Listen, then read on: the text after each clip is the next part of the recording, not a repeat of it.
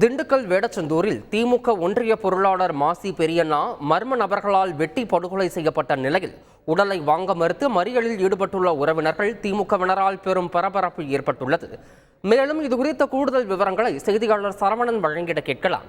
சரவணன், தற்போது இறந்த மாசி பெரியண்ணாவின் உறவினர்களின் கோரிக்கை என்னவாக இருக்கிறது? முழு விவரம்.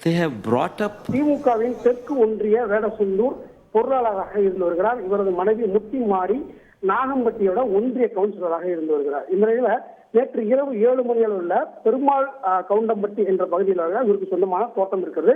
இந்த தோட்டத்துக்கு சென்று விட்டு மீண்டும் இரவு வீடு திரும்புகிறார். அப்போது தனது இருசக்கர வாகனத்தில் வீட்டிற்கு வந்து கொண்டிருந்தவரை சமத்துவரம் பகுதியில் மர்ம நபர்கள் மறித்து அறிவால் கத்தி உள்ளிட்ட பயங்கர ஆயுதங்களுடன் ஓட வெட்டி கொலை செய்தனர்.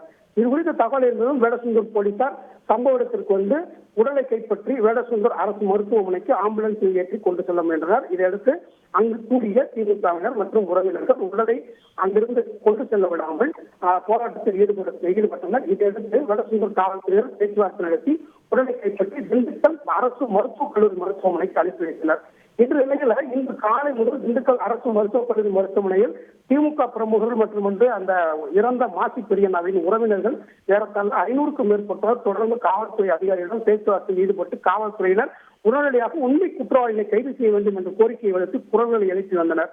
இந்த நிலையில மாசி பெரியண்ணாவின் உடலை பார்ப்பதற்காக அப்பகுதியில் இருக்கக்கூடிய வேடச்சந்தூர் திமுக எம்எல்ஏ காந்திராஜன் அங்கு வந்தார். அவர் பொதுமக்களிடம் பேச்சுவார்த்தை நடத்தினார்.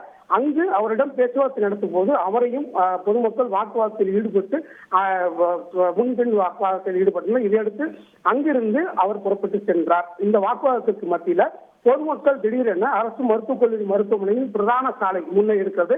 இந்த பிரதான சாலையில் திடீரென சாலை மறியல் போராட்டத்தில் ஈடுபட்டனர். உடனே சம்பவ இடத்திற்கு உயர் போலீஸ் அதிகாரிகள் விரைந்து வந்து பேச்சுவார்த்தை நடத்தினர். நீண்ட நேர பேச்சுவார்த்தையில் பொதுமக்கள் உடன்படாமல் தொடர்ந்து வாக்குவாதம் செய்து வந்தனர். இந்த நிலையில சாலை மறியல் போராட்டத்தில் ஈடுபட்ட பொதுமக்களிடம் உண்மை குற்றவாளிகளை உடனடியாக கைது செய்வதற்கு அனைத்து நடவடிக்கைகளும் ஈடுபட்டு வருகிறோம். எஸ்பி தலைமையில் 6 காவல் தனிப்படைகள் அமைக்கப்பட்டிருக்கிறது.